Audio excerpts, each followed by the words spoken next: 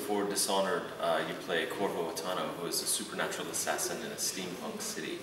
The city is called Dunwall, and we have worked extensively, me and Raphael and our team in Lyon and Austin, with Sebastian Mitton, our art director, and Victor Antonov, our visual design director, to create this place that feels plausible, feels lived in, and it's very exciting to us.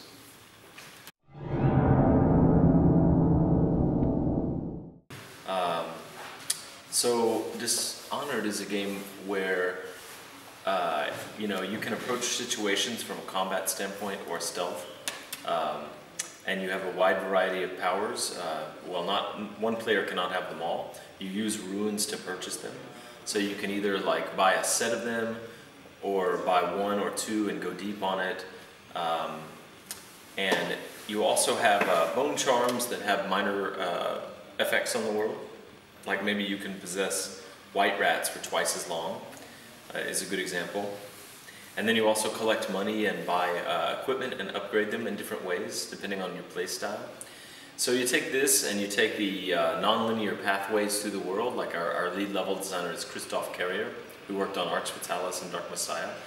And like me and Raphael, he quite loves these games with rooftop path and the alley path and the front door and the jump in the water and swim around the side.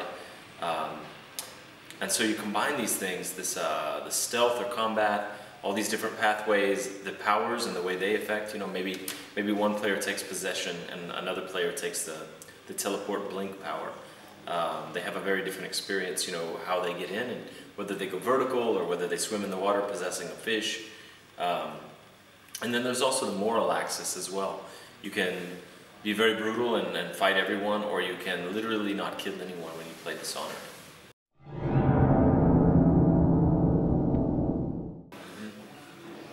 I think these games have always had the potential to be very popular, but they're very hard to make.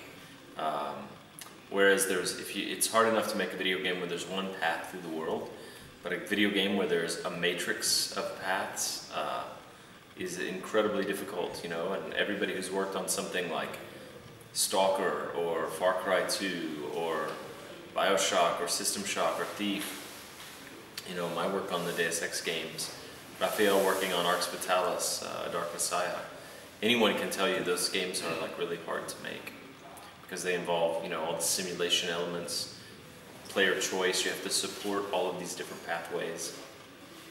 So I think they're always going to have the potential to be very interesting and fun for players who want options and want to explore, but they're always also going to be hard to make, so they come and go in popularity.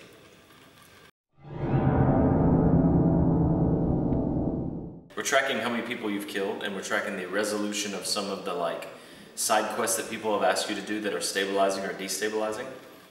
And to all of those things, we don't draw very much attention to it, it's just sort of subtle in the background, but there will be more rats in the world. There are little scenes that happen one way or the other, like there's a small family that is trying to get on a boat to get out of the city, and if the world is in a very destabilized state, then instead you find them that have been plague infected. But then also it drives the end games. There are several variations of end games, and then also there are some deliberate, very overt branches. Like if you kept this guy alive, he shows up later. And our purpose with that is not to give you a very big scene one way or the other. It's to make you feel as you play that you're authoring the narrative.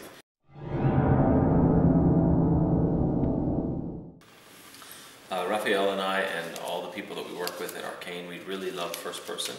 We like the sense of being there instead of the sense of, watching a character do something. We want to feel like we're there. And of course, no one ever really truly feels like they're there, but there's something, for us, something magical about first person. Leaning around things, it's very intimate.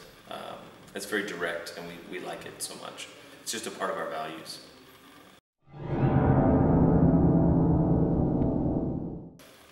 Yeah, there are many combinations of the powers, including simple things like Some players take rat swarm, which allows them to spawn rats, and they take possession.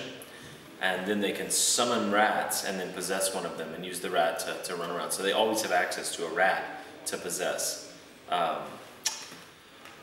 Other players, and that's a combination that works pretty well. You can either use the rat swarm to attack people, or you can use the rat as bring them into the world and then use one of them as mobility to go through a small tunnel or something that you couldn't otherwise get through. Other players have done things like jumped off of a 5-story building, which normally would have killed them when they hit the concrete. But on the way down, they possess like a guard walking by. And we never expected this. This is just a way that the player can like survive a fall very strategically.